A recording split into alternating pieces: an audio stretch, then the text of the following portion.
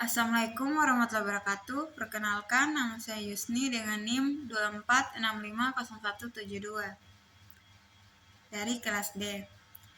Di sini saya akan menjelaskan tentang manfaat SIG dalam pengawasan bencana alam. Pada definisi SIG merupakan sistem informasi berbasis komputer yang digunakan untuk mengolah, menganalisis, dan menyajikan data beracuan geografis.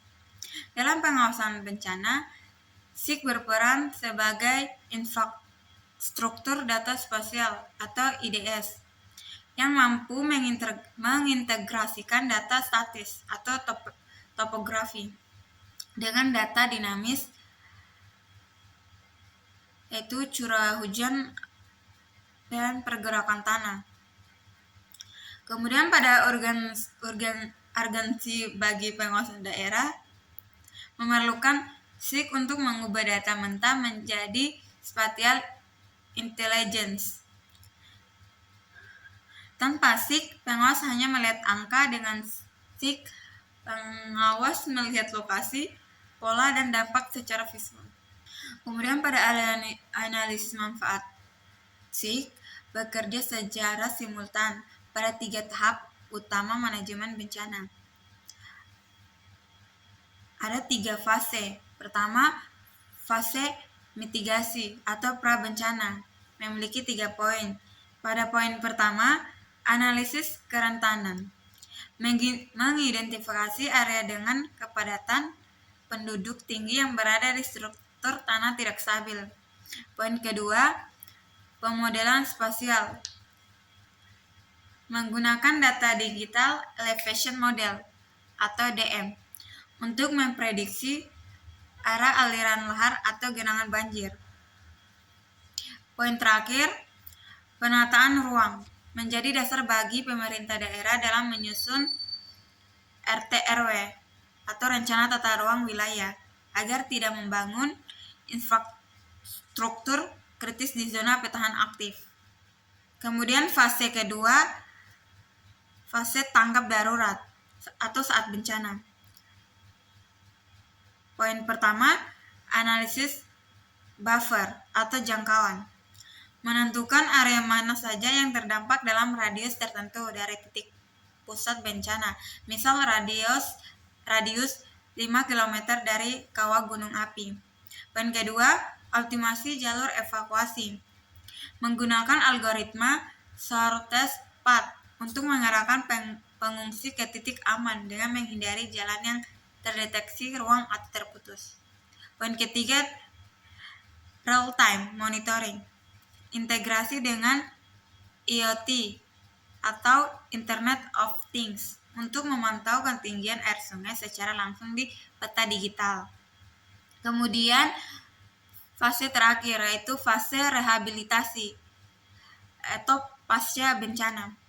Ada 2 poin. Poin analisis overlay atau tumpang susun, membandingkan peta penggunaan lahan sebelum dan sesudah bencana untuk menghitung persentase kerusakan hutan atau pemukiman. Yang kedua, zonasi relokasi, menentukan lokasi pemukiman baru yang memiliki parameter keamanan geologis yang terjamin. Lanjut, matris komponen teknis dan sumber data. Berikut adalah tabel rujukan komponen yang harus dikuasai oleh pengawas daerah. Pada komponen SIG ada 4 komponen.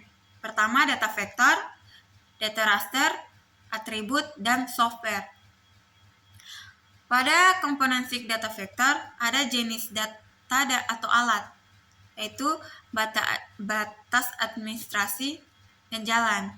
Manfaat konkretnya menentukan batas wewenang evakuasi antar desa atau kecamatan. Pada komponen SIG kedua, data raster, memiliki jenis data atau alat citra satelit, LAPAN atau Landsat. Manfaat konkretnya memantau perubahan tutupan lahan yang memicu longsor.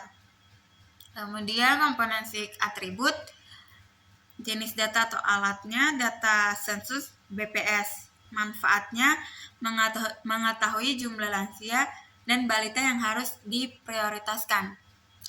Komponen SIG yang terakhir, software. Jenis data atau alatnya RCGIS, QGIS, INARIX. Manfaat konkretnya, alat untuk memproses dan memproduksi peta risiko. Untuk contoh kasus dari penjelasan saya tadi, saya mengambil tema kasus mitigasi dan penanganan bencana banjir bandang di wilayah perkotaan. Pada poin pertama, analisis prabencana atau identifikasi risiko. Pengawas daerah menggunakan SIG untuk melakukan overlay atau tumpang susun antara peta curah hujan, peta kemiringan lereng, dan peta penggunaan lahan. Dan hasil dari poin pertama, ditemukan bahwa pemukiman di sepanjang bantaran sungai memiliki risiko tinggi karena hilangnya daerah resepan air. Dan tindakan yang diambil, pengawas menerbitkan rekomendasi pelarangan izin mendirikan bangunan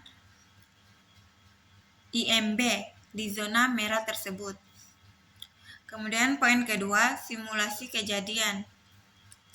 Saat curah hujan mencapai ambang batas 100 mm per hari, sensor ketinggian air mengirimkan data koordinat ke sistem SIG. Dan hasil poin kedua, SIG memetakan secara otomatis area yang akan tergenang dalam 3 jam ke depan. Dan tindakan yang diambil, pengawas daerah mengirimkan notifikasi evakuasi melalui SMS blast kepada warga yang berada tepat di poligon atau area terdampak berdasarkan data spasial.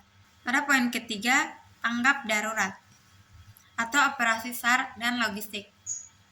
Jembatan utama menuju lokasi terdampak terdeteksi putus melalui pantauan drone yang terintegrasi ke SIG. Hasil dari poin ketiga, fitur network analysis pada SIG mencari rute alternatif melalui jalan desa yang masih bisa dilalui truk logistik. Tindakan yang diambil, tim SAR diarahkan langsung ke koordinat pengungsian yang paling padat penduduk lansianya atau berdasarkan atribut data kependudukan. Poin terakhir, poin 4, estimasi kerugian pasca bencana. 1 minggu setelah air surut, pengawas menggunakan citra satelit resolusi tinggi, seperti citra dari LAPAN atau BRIN. Hasil dari poin 4, SIG menghitung secara otomatis bahwa terdapat 120 hektar sawah yang puso dan 450 rumah rusak berat. Tindakan yang diambil yaitu data spasial ini dijadikan lampiran utama dalam pengajuan dana bantuan rehabilitasi dan rekonstruksi kepada pemerintah pusat atau BNPB. Baik, saya akan menampilkan beberapa referensi dari penjelasan yang saya jelaskan tadi.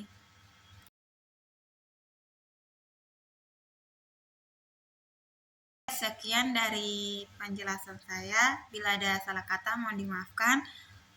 Assalamualaikum warahmatullahi wabarakatuh.